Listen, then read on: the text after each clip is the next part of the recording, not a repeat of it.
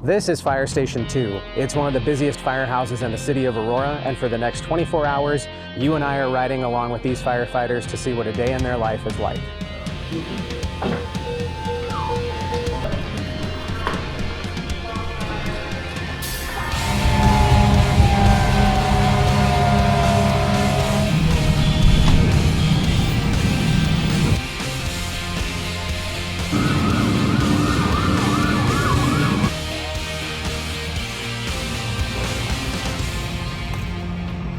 So this is one of our morning drills that we normally do, and it's a pretty basic drill. The idea is that we just get tired and then practice a fine motor skill. So this is one of our probationary firefighters, and we're all going to do the same drill, and then we're just running them through this, and we're all going to do it. Today we're going to throw ladders, which is kind of a cardio portion of it. It gets your heart rate up, and then we're going to do a fine motor skill, and our motor skill today is going to be forcible entry.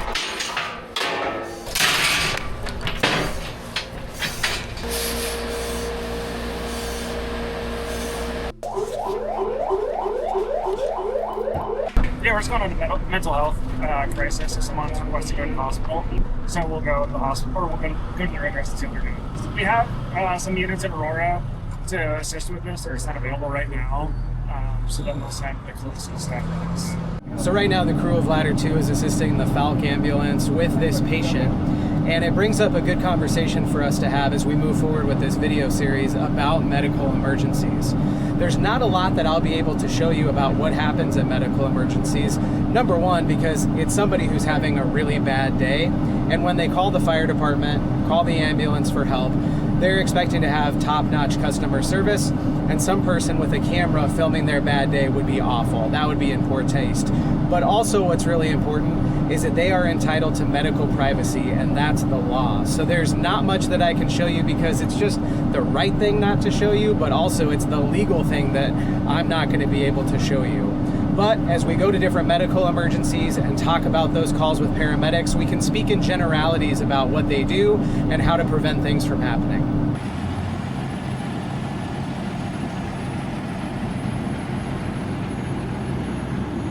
We're looking at different kind of fittings. So, we don't really have a huge propane farm here in Aurora. Their biggest threats are U-Hauls, pretty much, that have these kind of fixed facilities. So we're just making sure we have, one, the equipment and the familiarization, so that if this thing does have a leak and we do need to flare all the propane off of it, that we can do it rapidly and efficiently. And is that a standard ladder company thing, or is that because you guys are the hazmat team? So citywide, you would help mitigate something like this? Yeah, if somebody, if one of these were leaking, it'd be a full hazmat response for it. So, we have these propane kits. We've done a lot of hooking up for like mobile carriers, being bobtails, 331, stuff like that. But, fixed facilities, this is the first time since we've gotten the kits that brought my guys over here, so we just want to make sure we're set up, prepared, we know what we're doing. Oh, then here you go.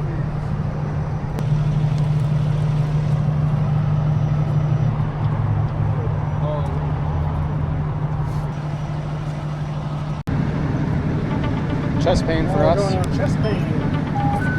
Yeah, they got chest pains.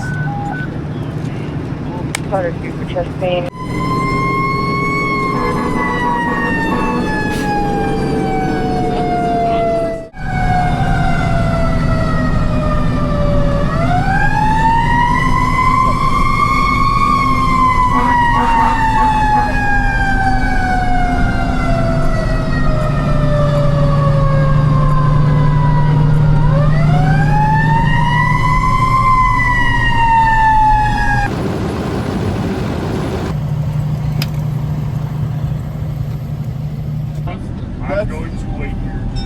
That's what I said.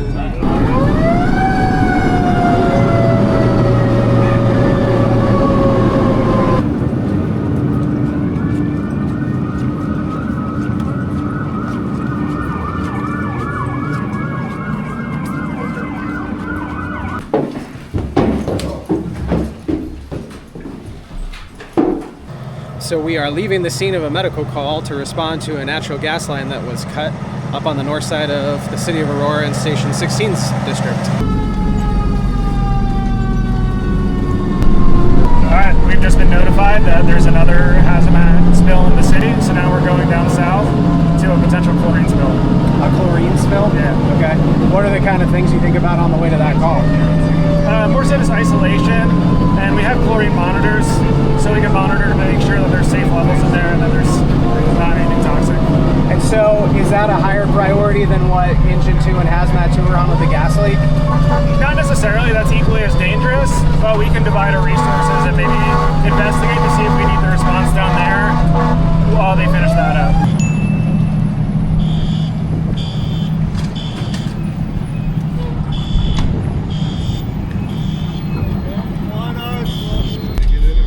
If we're gonna go in, yeah. I mean, we'll start getting it. Do we have any info on it? I'll start getting it. Yeah, I've got keys in the handle. Yeah. We have pH paper in there. We got the chlorometric tubes. We got a heat gun. We got a camera. Yeah. I think we're good.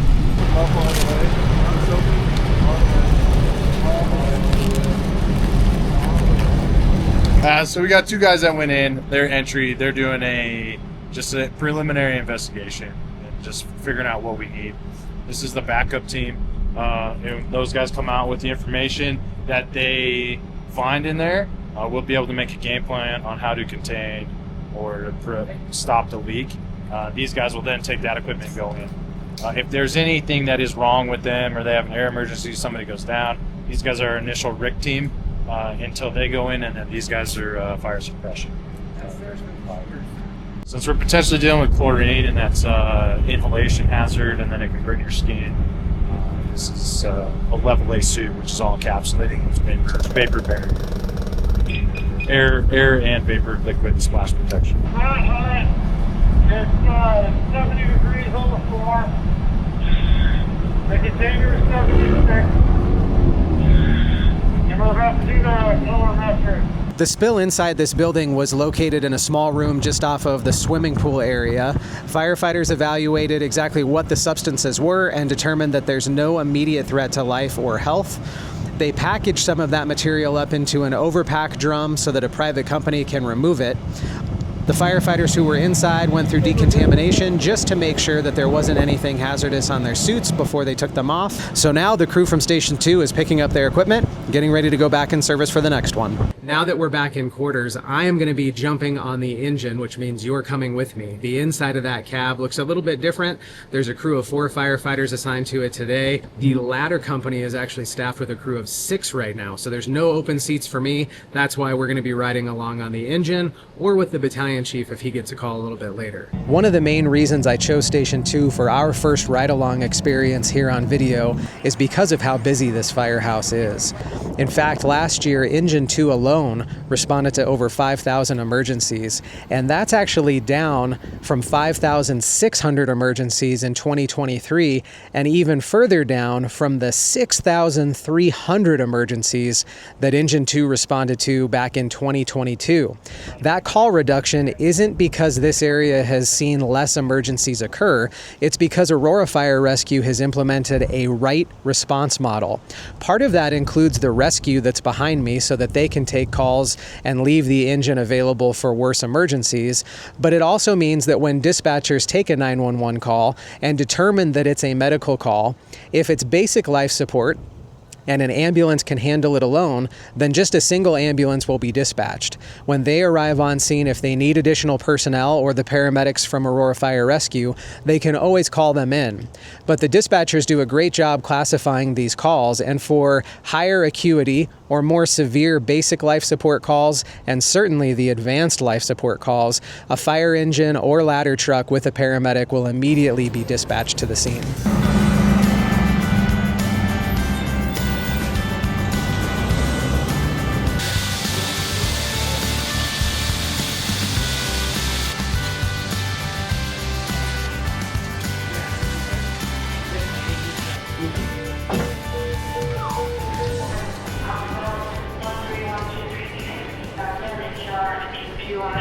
This accident on southbound I-225 over Colfax is a great example of why the slow down, move over law is so important in Colorado.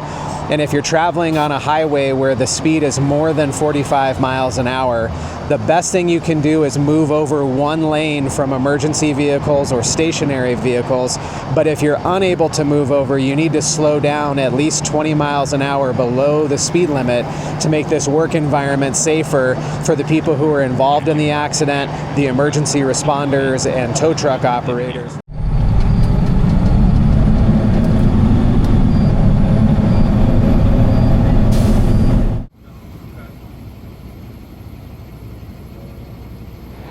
It's going on just about 11 o'clock at night, and it's been a couple hours since Station 2 has had a call, so I'm going to turn in and see if I can get a little sleep, and we'll see how the rest of the night goes. Engine 6, Engine 10, Engine 7, Ladder 6, Ladder 8, Battalion 3, Battalion 2, possible short-term failure. 4404 South Hannibal Way, Quincy Ridge, Apartments, across the South Chambers Road, respond on TAC 4. Fire dispatch, do you have a light in the laundry room? No active fire. Release all units with the exception of Ladder 6, Engine 6, myself. Whoa, you let your feet run wild. Thomas, we all. Yeah, but for the fall, do you dare to look her right in the eyes? Yeah. Oh, 'cause say we run you down to the door. Yeah, someday we run you down to Battalion 2, oh, Ladder 8, and on they run you down hallways, to detector, yeah, see you can't grow. This is 14 Engine 4 copy, Ladder 8, available, Battalion 2, your discretion.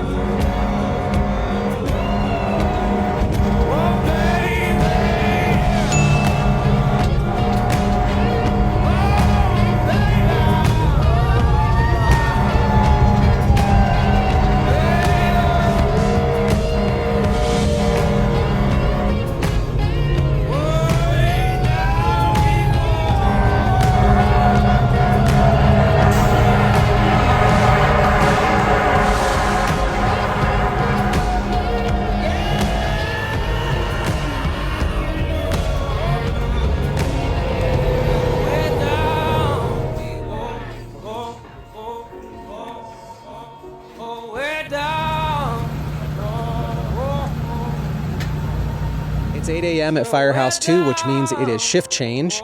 And in the last 24 hours, there were over 20 individual unit responses out of this station. And of those, we were able to respond to 16 of those to see what Aurora Fire Rescue does during the day and certainly at night when I only got just a little over an hour of sleep. So definitely a busy firehouse and a good example of the everyday work that Aurora firefighters are doing for the community. This being the first vlog, we would love to get your feedback. What would you like to see? What would you like to know? Comments on this video are turned off, and we're hoping to get those turned on soon. But if you have questions or feedback for us, let us know on Instagram or our Facebook, or you can send an email to afdpio@auroragov.org. Let us know what you think. I am happy to answer all your questions. If you liked this video, please like, share, and subscribe to the channel. And I'll catch you in the next one.